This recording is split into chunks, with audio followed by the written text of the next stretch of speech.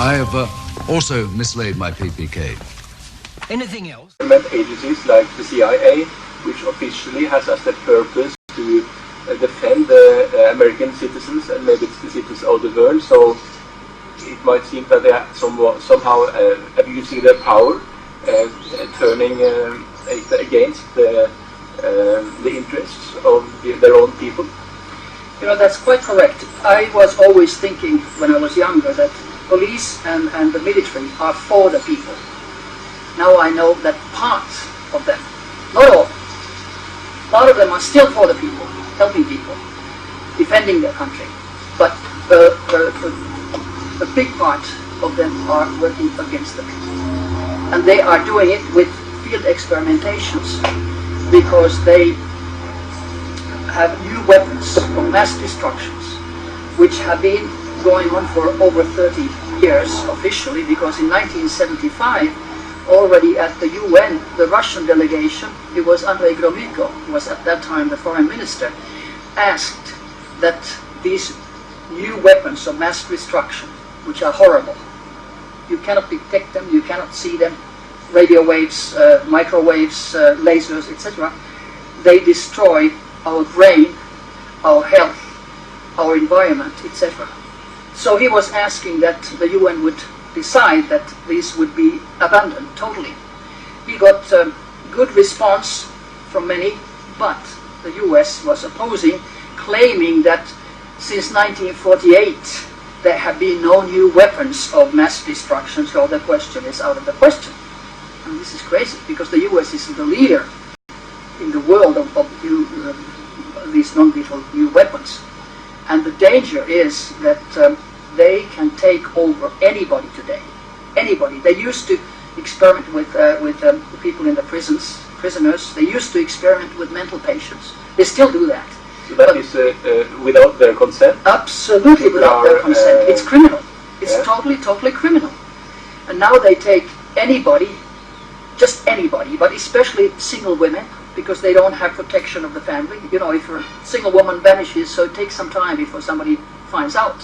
If a married woman vanishes, the same day the family cries. So it's single women, it's people who know their bad deeds, it's people, scientists especially, who are involved and find out too much. They all of a sudden have a heart attack or a brain tumor or a stroke or whatever. Or they're driven over by a car, or they even go down in a flight accident with hundreds of other people. So they have their methods to make people disappear or die, those who maybe know too much or are want to protest because they don't like what they are experiencing.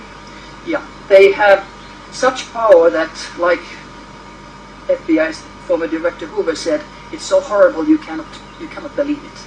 They have weapons today, electromagnetic weapons. They can throw them at your brain. And like you have fingertips, which are unique, your brain waves are unique. Every one of the 6.5 billion people has a unique brain wave. They can take that into supercomputers, and at the moment the supercomputers are 180 trillion flops in a second. 180 trillion in a second. Our brain is only 5,000 bits a second, so we have no match to the supercomputers. But since this has been published, and usually the information that is published is 50 years old, so what the real figure is, I have no idea. Because I found out from this non-lethal weapons conference from the American representative, he said that already in 1801, the first mind control device was created. Can you imagine? 1801. And I know that in Ohio, a doctor was already doing 1874 unethical research, putting electrodes into the brain of a patient, a female patient who died. So, you know, this is a century, 2 centuries old technology, and now it's coming out. This is new. It's not new. Anything that comes out from the military is at least 50 years old. An academic, especially in Europe and Scandinavia, academic research is at least 1 or 2 generations behind. They have no idea. For instance, there's a British Professor Warwick, I think his name was, he's lectured a couple of times in Finland. I only read what he has been stating. It was just crazy. He was saying that he was the first man who has placed an implant into his hand, and so he goes out and opens the doors and garage and whatever.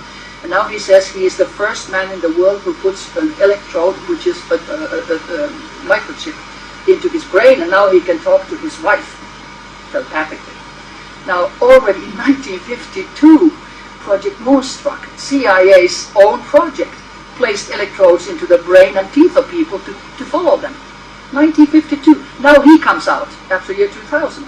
So, like I said, it's at least 50 years old, you know, behind the academic research about these things. But they don't know about the military, or then they are bought and they are giving disinformation.